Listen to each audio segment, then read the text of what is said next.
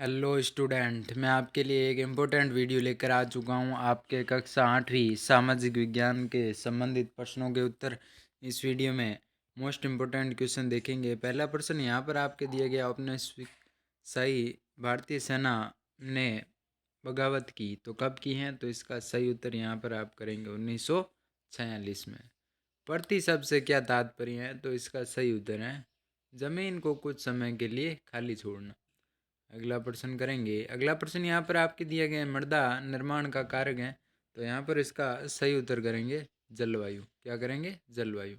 अगला प्रश्न करेंगे चौथा, एक देश का जनसंख्या पिरामिड आधार पर चौड़ा है क्योंकि?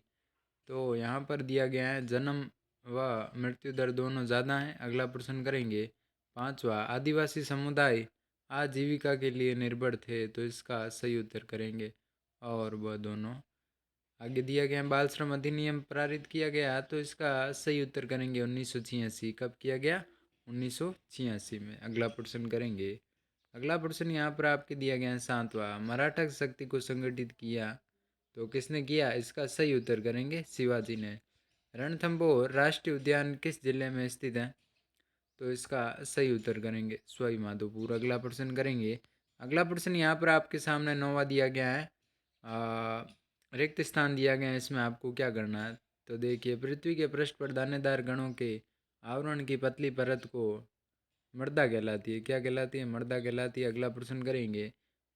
और प्रति हजार व्यक्ति जीवित जन्मों की संख्या कहलाती हैं, तो क्या कहलाती हैं? जनसंख्या कहलाती है। जनसंख्या कहलाती हैं।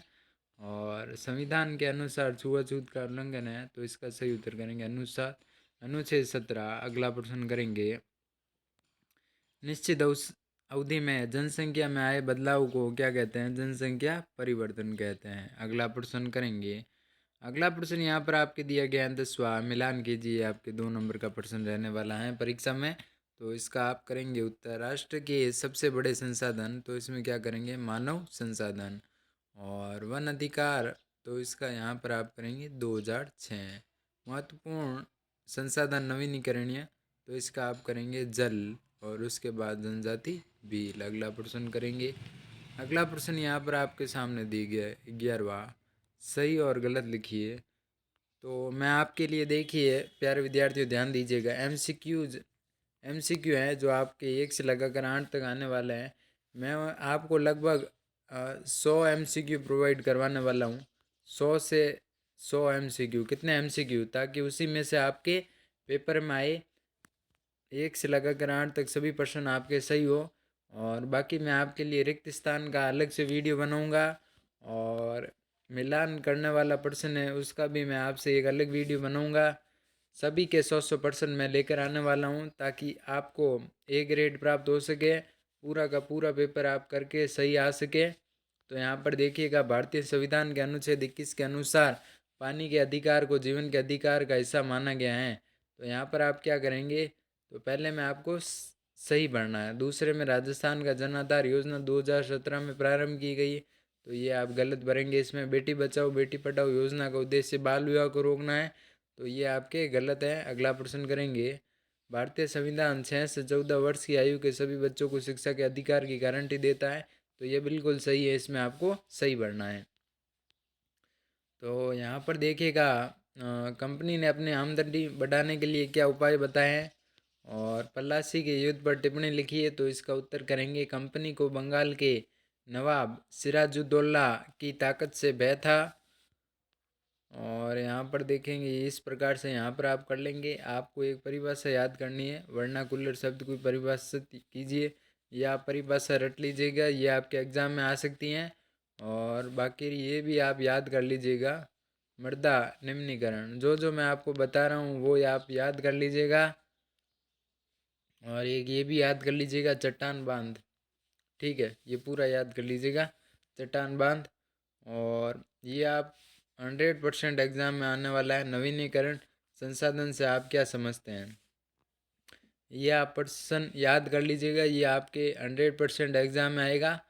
और बाकी यहाँ पर नक्शा मैं आपको पूरा का पूरा बता दूंगा किस प्रकार से यहाँ पर आपको याद करना है। बिल्कुल सरल ट्रिक मैं आपको बता दूंगा, जिससे आप नक्शा याद करें और आपको 4 में से 4 नंबर आए। ठीक है। अगला प्रश्न यहाँ पर आप करेंगे। अगला आपके मैं आपको जो भी आपके इम्पोर्टेंट प्रश्न है एग्ज़ाम में आने वाला है वही मैं आपको बता रहा हूँ, बाकी सभी प्रश्न मैं आपको नहीं करवा रहा हूँ, ठीक है। समानता के अधिकार की व्याख्या कीजिए, ये भी आपको याद कर लेना है। और ये आपको देखिए संविधान की धर्मनिरपेक्षता किस प्रकार समझा जा सकता है, तो ये आपको याद कर लेना। 100% एग्ज़ाम में ये आएगा आपके प्रश्न, 4 नंबर का प्रश्न रहने वाला है। बाकी यहाँ पर अगला प्रश्न आपके दिया गया है, एक ये आप याद कर सकते हैं, फिशिंग क्या है, ठीक है। और बाकी मैं आपको प्रश्न बता देता हूँ। 1857 की क्रांति के पश्चात भारतीय शासन प्रणाली, यानी 1857 है ना, जो आपके पाठ है वो आप जितने भी प्रश्न दिए गए हैं वो ये आप याद कर लीजिएगा, ठीक है। बाकी ये आप याद कर लेना, रोलैक्ट सत्याग्रह पर टिप्पणी लिखिए, ये आपके 100% एग्जाम में आएगा। जो जो मैं प्रश्न बता रहा हूँ वो आप याद कर लीजिएगा, आप फायदे में रहेंगे और आपके ए ग्रेड बनेगा, कोई टेंशन वाली बात है नहीं।